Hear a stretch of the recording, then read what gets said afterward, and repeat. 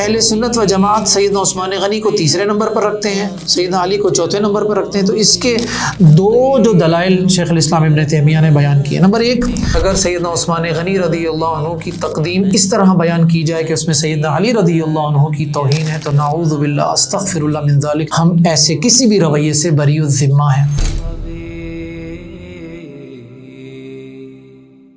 السلام علیکم ورحمۃ اللہ وبرکاتہ،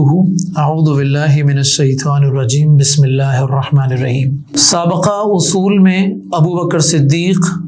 اور عمر فاروق رضی اللہ عنہ کی علی الاطلاق فضیلت انبیاء کے بعد بیان کی گئی تھی۔ آج کی گفتگو میں ہم یہ بات کریں گے سیدنا عثمان غنی اور سیدنا علی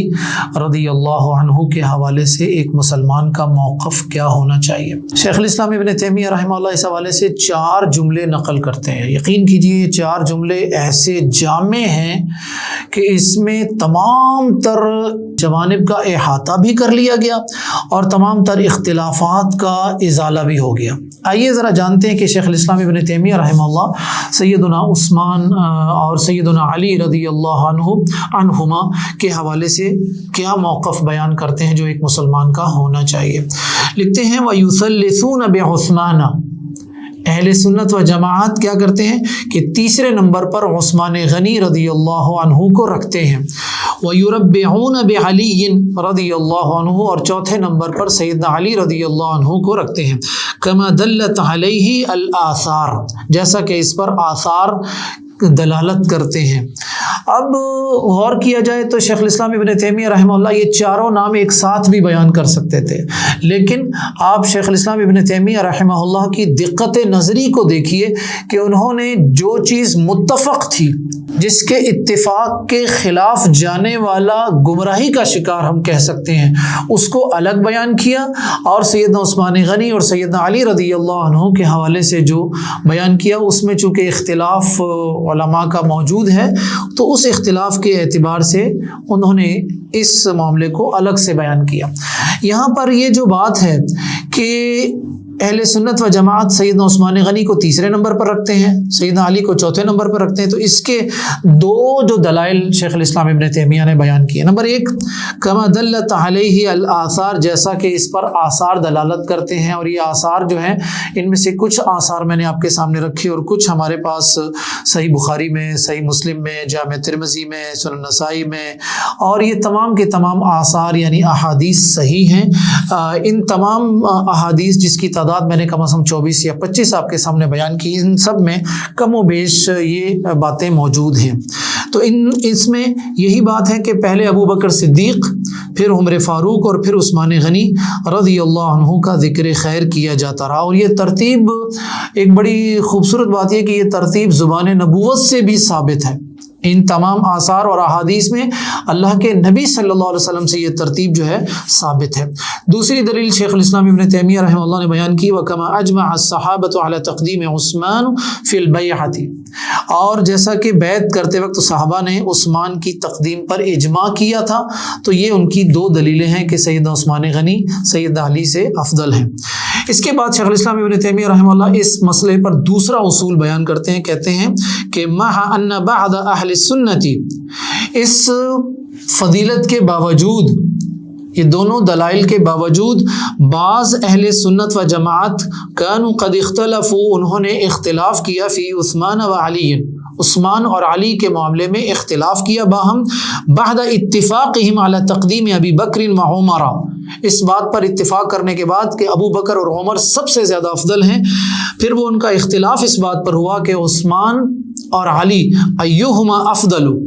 ان دونوں میں سے کون افضل ہے؟ فقدم قوم عثمان وسکتوا، تو ایک جماعت نے سیدنا عثمان غنی کو مقدم رکھا اور خاموشی اختیار کر لی یہیں تک، او ربعوا بعلی، اور ایک قوم نے سیدنا عثمان غنی کو تیسرے نمبر پر رکھتے ہوئے چوتھے نمبر پر اس کا سیدنا علی رضی اللہ عنہ کا بھی ذکر کیا۔ اور اسی طرح وقدم قوم علی اور ایک جماعت نے سیدنا علی کو مقدم کیا سیدنا عثمان غنی پر، وقوم توقفوا، اور ایک جو جماعت ہے ایک موقف یہ بھی ہے کہ انہوں نے خاموشی اختیار کی اس مسئلے میں کہ سیدنا علی افضل ہیں یا سیدنا عثمان غنی افضل ہیں۔ تو اس طرح 4 آراء جو ہیں وہ ہمارے پاس اہل سنت و جماعت کی آتی ہیں۔ نمبر 1 سب سے پہلے جو صحیح ترین جو ہے جس پر علماء اہل سنت و جماعت کی اغلب تعداد ہے ان کا اتفاق ہے، ابو بکر، عمر، عثمان اور علی رضی اللہ عنہ، اسی ترتیب کے ساتھ۔ رائے نمبر 2 سیدنا ابو بکر، پھر عمر، پھر عثمان اور پھر سکوت، اس میں سیدنا علی کو شامل نہیں کیا گیا۔ ان کی دلیل وہ احادیث ہیں جس میں اللہ کے نبی صلی اللہ علیہ وسلم نے صرف ان تینوں کا ذکر کیا۔ تیسرا قول جو ہے ابو بکر، پھر عمر، پھر علی اور پھر عثمان غنی رضی اللہ عنہ، یہ تیسرا قول آتا ہے۔ چوتھا قول جو ہے ابو بکر اور پھر عمر اور اس کے بعد توقف یعنی خاموشی، یعنی دونوں کے بارے میں کوئی بات نہیں کی جا رہی کہ عثمان افضل ہیں یا پھر علی افضل ہیں۔ طبعا ہم یہ بات بیان کر چکے ہیں کہ سب سے متداول اور مشہور رائے جو ہے وہ پہلی ہے جس پر علماء اہل سنت کی اکثر تعداد جو ہے وہ اتفاق کرتی ہے۔ اس پر تیسرا جز جو دیا ہے شیخ الاسلام ابن تیمیہ رحمہ اللہ نے، فرماتے ہیں راجع موقف بیان کرتے ہوئے، لیکن استقر امر اہل السنت علی تقدیم عثمان ثم علی، اس طرح اہل سنت و جماعت کے درمیان یہ قرار پایا، یہ طے پایا کہ اللہ کے نبی صلی اللہ علیہ وسلم کے بعد سب سے افضل ترین ابو بکر، پھر عمر، پھر عثمان اور پھر علی ہیں، اور یہ خلافت میں ان کی یہ جو ترتیب ہے یہ بھی اسی بات پر دلالت کرتی ہے۔ اور چوتھی اور آخری بات جو شیخ الاسلام ابن تیمیہ رحمہ اللہ نے اس پورے اختلاف کو، اس پورے موضوع کو سمیٹتے ہوئے کنکلوڈ کیا، فرمایا وَإِن كَانَتْ هَذِهِ الْمَسْأَلَةُ مَسْأَلَةُ عُثْمَانَ وَعَلِيٍّ لَيْسَتْ مِنَ الْأُصُولِ الَّتِي يُضَلَّلُ الْمُخَالِفُ فِيهَا عِنْدَ جَمْهُورِ أَهْلِ السُنَّةِ۔ تو میں اپنے نوجوان ساتھیوں کو اور ان لوگوں کو جو اس مسئلے پر الجھتے ہیں سوشل میڈیا پر،